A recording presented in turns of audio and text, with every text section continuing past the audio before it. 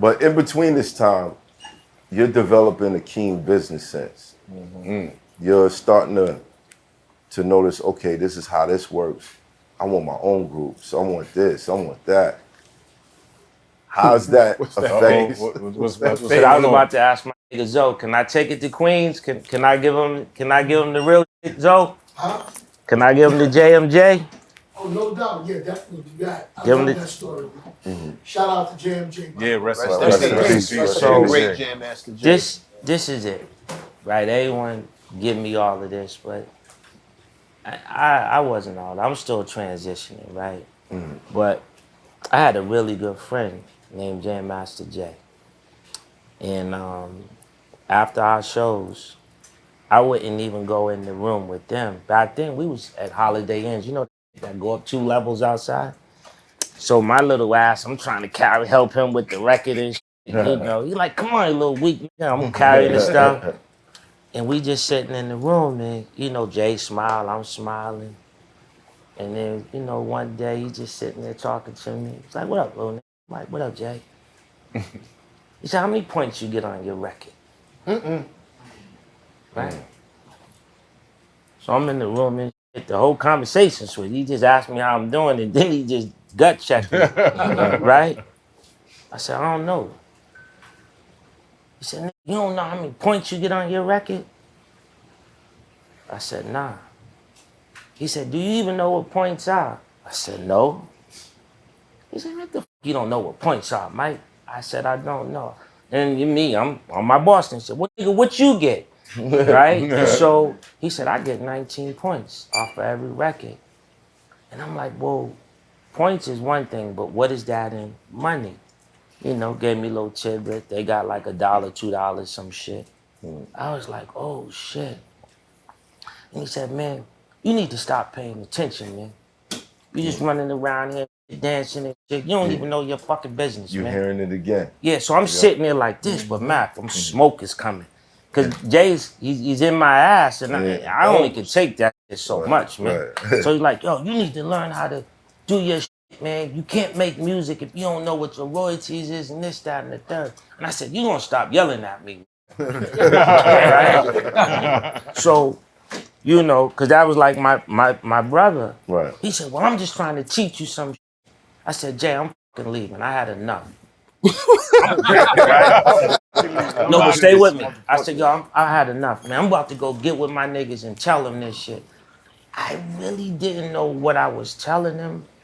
I just went downstairs in our room, because we all hung up in the room. I said, yo, you know what points are? You know what this are? They're looking like, what the fuck is you talking about, Mike? And I didn't know. But what I did is, I looked on the back of an album cover and I seen something that said Jump and Shoot Productions. And I didn't know what the fuck that was. Come to find out, we thought we was about to go sign with MCA, but we were signed to a production company that was signed to MCA. So I remember that when we did the second album, you know, and then that's why in the movie I'm coming in the office and I'm arguing with Joe and he's cursing me the fuck out and, yo, motherfucker, don't talk to me like this. I seem like I'm always getting cursed the fuck out for some reason, right? But I realized just because I'm challenging niggas, Right. and I'm only gonna let a nigga scream on me for a little bit, then I'm gonna say what I got to say.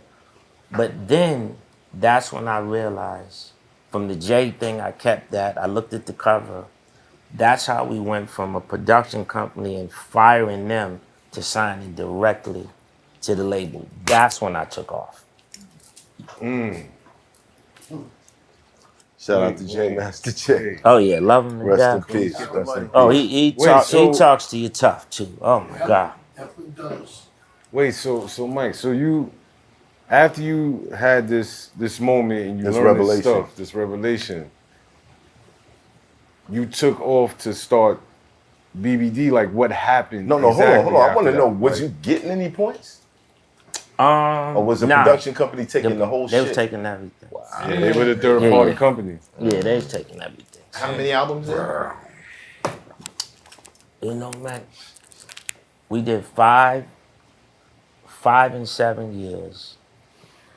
And then the deal with MCA was the Coolin' Out album, Count Me Out album, and they did some fly shit. Snuck in the Christmas album, Not Against the Five. Snuck in the Under the Blue Moon album, Not Against the Five. So you know, five albums, 7 years. So they did 2 on record, 2 off the record, and we got rid of them right there. So when we went into Heartbreak, we went in directly signed to the label. All of our business changed. $18 million tour. Niggas started off with, some niggas owed $200,000 in taxes, didn't even know about it. Damn. Niggas was going on tour, hurting. No, nigga, you owe the government 248, you owe the government 256, you owe to this. We was like, what the fuck is this? So the money they was taking, they were putting it on us and our taxes. Wow. So that tour paid for the taxes and put everybody jump street ahead. Wow. Best thing to happen. The stories about you guys' contracts being messed up are like legendary. It's like boogeyman stories. Everybody hears about how New Edition, legendary, pioneering, loved by all these fans, and the contracts were never quite right. There was always somebody's hand in it whose hand shouldn't have been in it. And you, now to hear that you were the guy, do you take credit as the guy who No. uncovered that or not? I take credit for getting us out of the production and getting us to the label and finding the lawyer to do it, Joel Katz. You ever saw that book, The Hitman? Yeah. He's in I'm familiar. He a real one. For real. So someone put me with him, a dude named Chuck Morrison who passed away, who was the head of Coca-Cola. Me and him was friends. He put me with Joe. They both out of Atlanta. Joe went in there and cleaned it up. Not me. I just knew that something was wrong. But, you know, if it's 83 and you get a contract, right, and it's 40 pages long, what's the most important thing in that paperwork to you? How much money we gave? All that other shit, indemnification, and you can't move, first right of Perpetuity of the refusal. universe. Yeah. Our mamas didn't know that shit. They like, yo, y'all getting money and y'all gonna be, you know, Stars. doing something and we're happy for you. The shit is this big, son. Yeah. You know, when you sign the paper, you think you fly doing this shit. Is all the bullshit is going by your hand. Yep. Because they know We're you're not fucking gonna you this read that. year, you're getting fucked next year, you're gonna get fucked the year after that, and your albums are gonna cross. You have to have a very wise attorney, Right. and you don't even got the money to find them. It ain't that you're ignorant, you just don't know who to know to get to who you need to know. Right. So most niggas get fucked. Not because they stupid, it's just that the attorney you got, he might still be learning this shit. He might have just came from the bar. So what he know? Right. No, legalese is a very real. No, But you in the projects, right? So you know you got the lawyer that might live in the building. Oh shit, such and such is a lawyer, but he ain't a music lawyer. Which is a whole different thing. Right. He don't know So- the terms, Right. the jargon, all that shit. Right. And you gotta think when you know you do better, but I just think that, you know, the paperwork, the contracts and all that, you know, if we would have allowed that to stop us, we wouldn't have had a touring life. Because what do the contracts mean? That's the 6-month, 12-month, 18-month money. Nigga, we've been touring since we was 14 and ain't looked back. We fucks with the bag. For real. That's really who we are. We're in the music business for the box office, for touring. We only really made 6 albums as a group.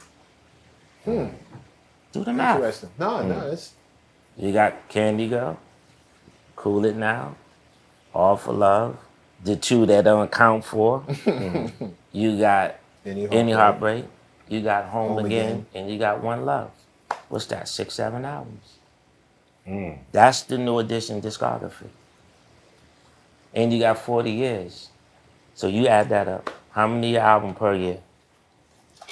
You asked me, nigga. You got to come on with it. Punch the number, baby. What is that? 6 into 40? What is that, man? 8? What is that? Into That's 40. 8. That's about Eight. 7.5. Every, and that's not consistent. That's not Jay-Z shit every summer.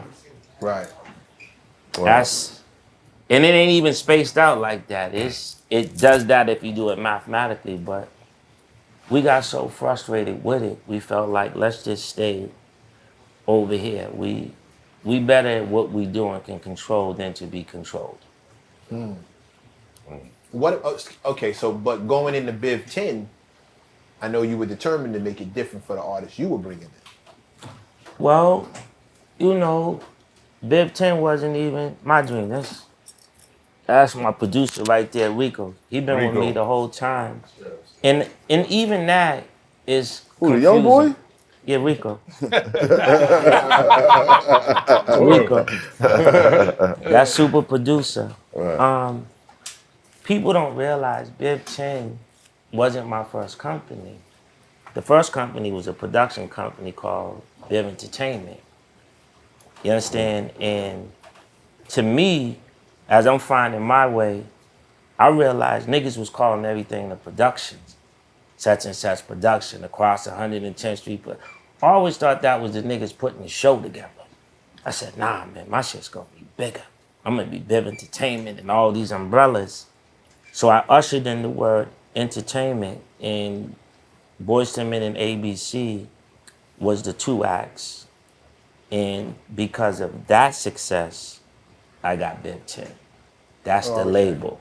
So when people see me, they be like, yo, what's up with Biv 10? Biv 10 is not as successful as Biv Entertainment. Biv Entertainment was like 12 million Boyz II Men, 3 million ABC. Like it's a whole difference in terms of success. And because of that, I went there. But what I did was, I said to myself, what was that? Maybe 13 an album back then, 11? What's those numbers maybe in the 90s? What we buying the album for? 13 or 11? It was like, But you know what I'm saying? Not that 9, not that 9 shit. 9 is not even 9. That shit is 6 now. So you figure it was 13, then it went 11, right? So I'm sitting there. And CDs came out. Yeah, but I'm just talking about the cost to buy the album, the Right. way the numbers was coming down. So I sat there, right?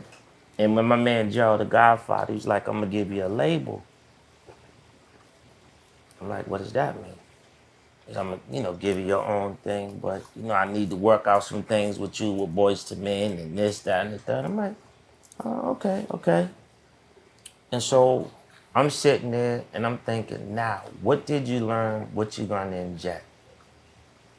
And I realized the money we made and generated was a lot of money, but we also had point structure. We didn't have dollar structure. So I knew he needed what I had.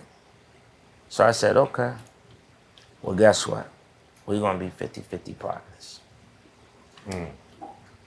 I said, ain't a question. It's the only way it's gonna happen. And when a nigga needs you, they say yes. Right? He said, okay. And knowing Gerald the way he is, who taught me, he found a way to freak it where he's comfortable. And that's Gerald. That's what I learned from him. And then I said, yo, man, like this music game is all fucked up, JB, man. But you like one of the best things that happened to me, man. So can you do me a favor in my contract? He said, what? I said, give me 50-50 after expenses so I don't have to count points. I didn't go to school to 10th grade, man. I don't know what 18 points, fuck that. I know what dollars is. It's hot for trapper turn smack rapper. Only smack rapper that you know is smack rappers.